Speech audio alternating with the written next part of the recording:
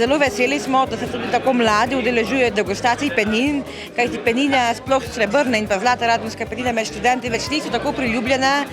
se bolj posega po vinih, pri servidih, če se lahko tako izrazim, in me je res razveselilo, da se študenti udeležujejo takih dogodkov, kjer se po mojem mnenju dejansko kultura pitja zelo dviga in upam tudi potem prenaša v